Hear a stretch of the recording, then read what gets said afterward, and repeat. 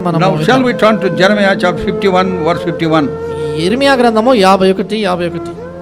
This word came specially unto me some weeks ago. కొన్ని వారాల క్రితము ఈ వచనము ఈ మాటలు నాకు ఎంత I was very much moved because I have been going to places. నేను ఆయా స్థలాలకు వెళ్తా ఉన్నప్పుడు ఎంతగానో కదిలించబడ్డాను. In India and also outside sometimes.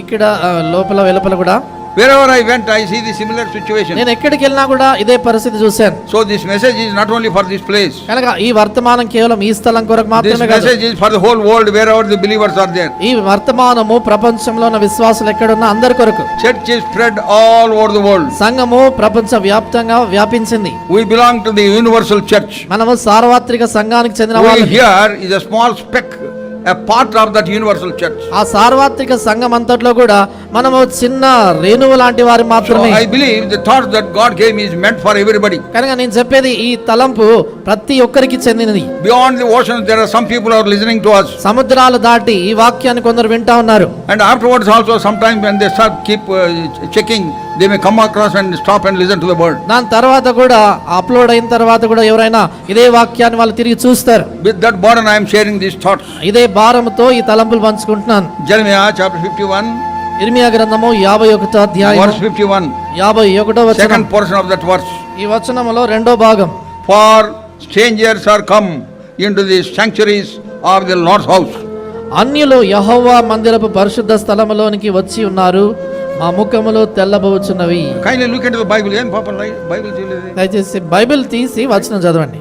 అరే kindly look into the Bibles please. దయచేసి మీరు వాక్యం చెప్పినప్పుడు బైబిల్ తెరిచి చదవండి. Jeremiah chapter 51. యిర్మీయా గ్రంథము 51 verse 51 second portion. 51 రెండో భాగం. For strangers are come into the sanctuaries of the Lord's house. అన్యులు యెహోవా మందిరపు పరిశుద్ధ స్థలములోనికి వచ్చి ఉన్నారు. Strangers have somehow made inroads into the sanctuaries of the house of God. అన్యులు ఏదో రీతిగా యెహోవా మందిరం యొక్క పరిశుద్ధ స్థలములోనికి చొరబడి ఉన్నారు. May sanctify us so that we may be able to walk worthy of the Lord. తర్వాత ప్రభు తానే తనకు ప్రశస్తమైన రక్తంతో మనల్ని కడిగి పవిత్రపరిచి శుద్ధీకరించి ఆయనకు తగినట్లుగా నడుచుకున్న వారుగా మనం చేయనట్లుగా. Psalm 79. 79వ కీర్తన. Psalm 79. 79వ కీర్తన. First 5 verses. మొదటి 5 వచనాలు. I am reading, brother also will read in Telugu. Kindly look into the scripture. నేను చదువుతున్నాను, తర్వాత తెలుగులో కూడా చదువుతున్నాను. దయచేసి మీ బైబిల్లో చూడండి. O God, the heathen are come into thine inheritance. Thy holy temple have they defiled. They have laid Jerusalem on heaps. The dead bodies of thy servants have they given to be meat unto the fowls of the heaven, the flesh of thy saints unto the beasts of the earth. Their blood have they shed like water round about Jerusalem, and there was none to bury them. We were become a reproach to our neighbors, a scorn, a derision to them that are round about us. Verse 5.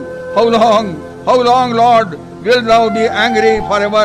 Shall they jealousy burn like fire? కీర్తన 79 1-5 వచనాలు చదువుతున్నాను. దేవా, అన్ని జనులు నీ స్వాస్థ్యంలోనికి చొరబడి ఉన్నారు. వారు నీ పరిశుద్ధాలయమును అపవిత్రపరిచి ఉన్నారు. యెరూషలేమును పాడుదిబ్బలుగా చేసి ఉన్నారు. వారు నీ సేవకుల కళేబరములను ఆకాశ పక్షులకు ఎరగాను, నీ భక్తుల శవములను భూజంతువులకు ఆహారముగాను పారవేసి ఉన్నారు. ఒకడు నీళ్లు పోసినట్లు యెరూషలేము చుట్టూ వారి రక్తము పోసి ఉన్నారు. వారిని పాతిపెట్టువారు ఎవరునూ లేరు. మా పొరుగు వారికి మేము అసహ్యులమైతిమి. మా చుట్టూనున్న వారు మమ్మల్ని అపహసించి ఎగతాళి చేసేదరు. యెహోవా, ఎంతవరకు కోపపడదువు? ఎల్లప్పుడూ కోపపడదువా? నీ రోషం అగ్నివలే ఎల్లప్పుడూ మండునా. Here we have a note as to how the assemblies are being destroyed. చూడండి, ఇక్కడ ఎలాగన సమాజాలు నాశనమైపోతున్నాయి అనే ఇక్కడ తలంపు కనబడతా ఉంది. You know why? ఎందుకో తెలుసా? Because strangers have made inroads into the house of God. ఎందుకంటే దేవుని మందిరములోనికి అన్యులు ప్రవేశించారు. Because people who are at the helm of affairs started pleasing men in the churches of God. ఎందుకంటే పై స్థాయిలో ఉన్నటువంటి వారు దేవుని యొక్క సంఘములో ప్రజలను సంతోషపెట్టే దాని కొరకు ప్రయత్నం చేశారు. Though we claim to be the co-workers and the co-laborers of the servant Bhaksing, దైవజనుడు భక్సింగ్ గారితో కూడా జత పని వాళ్ళము అని మనం చెప్పుకుంటాము. we don't do what he has been doing. ఆయన ఏదైతే చేశాడో మనం అది And I చేయట్లేదు. was telling before, ఇందాక నేను చెప్పినట్లుగా he had a lot of people around him. ఆయన చుట్టూ చాలా మంది ఉండినారు, very rich people. చాలా ధనవంతులు ఉండినారు. Wherever Brother Baksin goes, they also used to follow him to listen to the word of God. భక్సింగ్ గారు ఎక్కడికి వెళ్ళినా కూడా అలాంటి గొప్ప వాళ్ళు ఆయనతో కూడా వాక్యం వినేదానికి వెళ్ళేవారు. They made lot of sacrifices for the house of God. దేవుని ఇంటి కొరకే వాళ్ళు ఎంతో త్యాగం చేశారు. Lot of people were very close to him, ఆయనకి ఎంతో సన్నిహితంగా ఉన్నటువంటి వాళ్ళు చాలా మంది. but he never gave them any ministry. అయితే ఆయన ఎన్నడూ వాళ్ళకే పరిచయం ఇవ్వలేదు. Lot of people, they were carrying out the work that he had been assigned, and he used to give them. చాలా మంది ఆయనకి అప్పగించినటువంటి పని వాళ్ళందరూ నెరవేర్చేవారు. But yet he never gave them. అయితే ఎన్నడూ పరిచయం ఇవ్వలేదు. In a way, he never allowed them to come into the inner circle. చూడండి, ఒక మాటలో చెప్పాలంటే అంతరంగ వలయములోనికి ఎన్నడూ వాళ్ళని రానివ్వలేదు. Brother Baksin used to pray with the elders of the church, sir భక్సింగ్ గారు సంఘ పెద్దలతో కలిసి ప్రార్థన చేసేవారు, the chosen servants of God. దేవుడు ఏర్పరచుకున్నటువంటి So సేవకులతో. that is how he had been ministering the word of God. ఆ రీతిగా దేవుని వాక్య పరిచయం చేసేవాడు As ఆయన. the time passed by, దినాలు గడిచిన కొద్దీ though we have been maintaining this that to certain level to some time, చూడండి, కొద్ది కాలం వరకు కూడా అదే స్థితిని మనం కొనసాగించినప్పటికీ slowly and steadily we have made it diluted. మెల్లిమెల్లిగా కాలం గడుస్తున్న కొద్దీ ఆ నీళ్లు కలిపేసినట్లుగా అయిపోయింది. When we are not able to maintain that strictly, చూడండి, దాన్ని ఖచ్చితంగా మనం then కాపాడలేకపోయినప్పుడు we are doctrinally we are diluting and reducing the house of God to a rubble.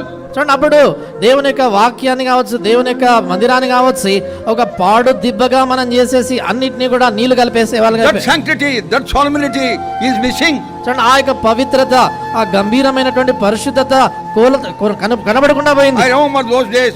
ఆ దినాలు నా జ్ఞాపకం ఉన్నాయి.